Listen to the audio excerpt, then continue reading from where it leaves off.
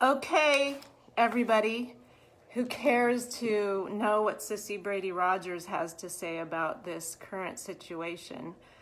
I'm coming on today as both a survivor of sexual assault and a highly educated, trained professional who works on a regular basis with people who are survivors of sexual assault. And this is my offering on why the people who are saying that Dr. Ford's motivation is political need to pause and take some time to educate themselves on the topic. The truth of the matter is, nobody who is a survivor of sexual assault would be putting her own life at risk and going down this path for anything other than a very pure motive. I don't know what Dr. Ford's motive is. Only Dr. Ford knows that, which I think is another very important thing that all of us who are questioning, I'm not questioning her motive, but anyone who is questioning her motive needs to really pause and consider that I believe that the Holy Scriptures say that God alone knows the motives of the human heart, and that none of us have any right to assume that in our great knowing, we can even begin to understand what Dr. Ford's motive is. So I would recommend to all my friends on Facebook and otherwheres to really pause and consider that. As a sexual abuse survivor, I am one of the only 1/3 of sexual abuse survivors ever report the fact of their abuse. I have some other statistics that I took the time to write down. Out of 1,000 cases of sexual assault, only 310 are reported. Of those, there are only 57 arrests. Only 11 cases are prosecuted. Only 7 of those 1,000 possible assaults are ever convicted, and only 6 of those 1,000 are actually incarcerated. Perpetrators of sexual violence are less likely to go to jail or prison than any other criminal. Why is this? Because, in fact, when somebody suffers from a sexual assault, there's deep shame, there's confusion, there's trauma.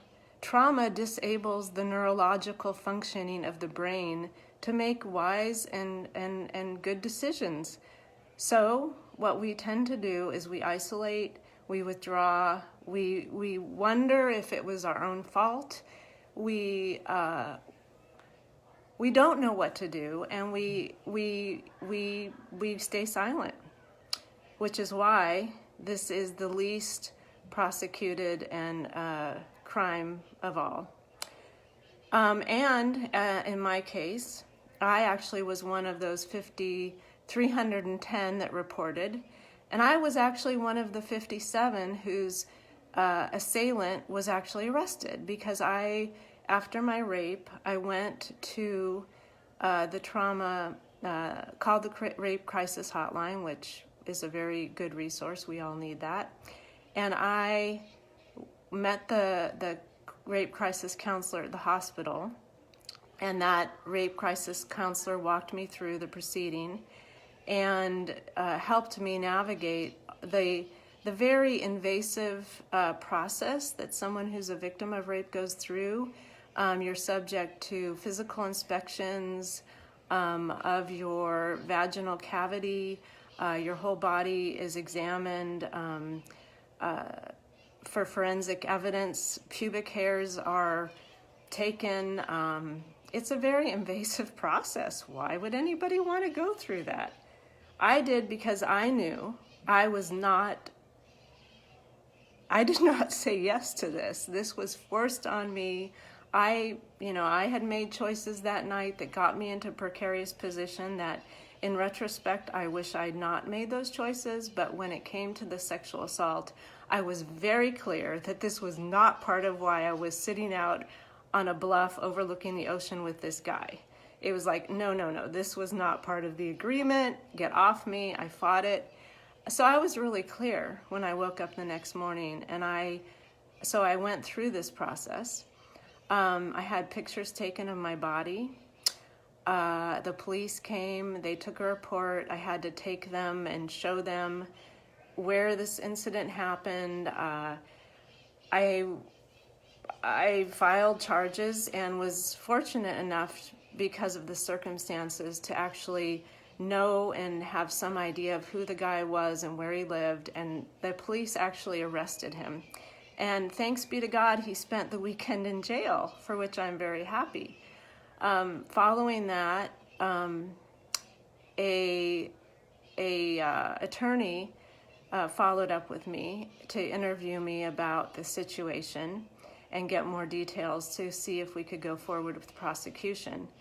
At that time, what I learned from the conversation with her informs me as to why so few cases are prosecuted. Because the fact that I had been at a bar with this man drinking and had shown some affection, and that there were witnesses that could identify this, would have been a nod in his favor, so to speak. And the fact that I had chosen to go out and drive off to a bluff overlooking the ocean alone with this fellow would also be an indicator, according to the criminal justice system, that could be used against me as evidence that I had actually gone there wanting to have his penis inserted into my vagina. And basically, the woman was wonderful and very sympathetic and supportive, but basically laid out the facts and said, yeah, if you take this to court, your life is going to become the topic of investigation. And the fact that you were drinking, the fact that there was some drug possibilities involved, these things are going to go against you, and they're going to make it about you and your character and your morality, and you're going to be taken down. I'm like, oh, well, that's the choice I have for justice to be served. So, that's why cases aren't prosecuted. So I believe Dr. Ford, because I completely understand as a survivor and as someone who works with survivors why she did not go home and tell her loving parents about the incident. I think people who don't understand that are just highly ignorant and perhaps lack any basic human empathy. They may have pathological problems as well, but that's not for me to decide. But it's very understandable why Dr. Ford did not tell anybody. What else do I want to say about this? I just want to say that I really want our world to wake up. The Me Too movement is just the beginning of helping us get real about the horrific level of women's disempowerment at the hands of men who have not been taught well how to regulate their own energies. I believe Christine Ford because I've known a lot of men and boys over the years who did things that she is reporting that Brett Kavanaugh did to her. And the whole idea that boys will be boys is bullshit. Yes, if boys are not educated and trained and empowered to use their sexuality for good, then they'll do bullshit, asshole, assaultive, violent things to women. I was struck recently, as I've been thinking about this, by the fact that this 50 Shades of Grey, which is a novel series about a woman who ends up like in a bestiality relationship with a man. And it was like all the rage a few years ago, like all the, middle-aged women were like, woo, scampering to get it. And I'm like, okay, I got to check this out. And I read it and I was dismayed. I'm like, oh my gosh, like we are glorifying assaultive sexuality, and people are running to it. And I don't understand that at all. I mean, everybody's sexuality is their own business, and if what people choose to do in the privacy of their own reality, isn't my thing to judge. But I think whatever that dynamic is that activated this interest in 50 Shades of Grey is part of this greater problem in our culture, that we are just completely without any good education and support for women or men, boys and girls, to be empowered to use their sexuality in a way that's healthy and good and loving and supportive of themselves and other people. So I pray for Brett Kavanaugh, that whatever it was that did or didn't happen, that I pray that he is a different person today. And if he is a different person today, and if none of that ever happened, and he deserves to be the Supreme Court justice, well, okay, if that's true.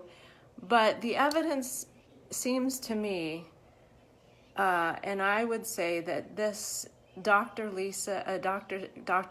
Ford would not be going to this length to bring this into the light if it were not true.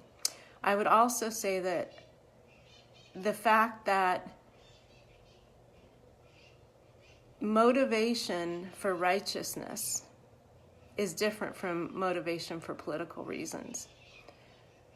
Righteousness stands up to injustice and says no. Here's a woman who suffered at the hands of a man and has chosen to bring this to the light because, based on her knowledge of who that man was, it is frightening to her to think that he would have the power to make the kind of choices and decisions for this country that the Supreme Court justices have. There are political factors to that, I suppose. But if it were me, I would be doing the same thing, or I hope I would do the same thing. I don't know if I would. Would I put myself through this? I'm not sure. But if it had been my story and I had been her, and I saw a man who had sexually assaulted me becoming into a position of that kind of power, I would definitely want to make a stink about it and let somebody know. And anyway, so that's why I believe Dr. Ford, and why I hope that those who are accusing her of being politically motivated will pause and reconsider and educate themselves about what it's like to survive a sexual assault and why people don't report sexual assaults, and become a more educated part of this conversation. So that's what I have to say, and I am praying for all of the people involved in these hearings that justice will be served, and I join with the prayers of people everywhere that the truth will prevail and that justice will be served, and the righteousness will come through this. Thanks, everybody. I've seen quite a few of you have been watching, and I hope this is helpful, and I look forward to seeing what comes, and I will make this public so you can share it with your friends on Facebook. Love you guys. Bye.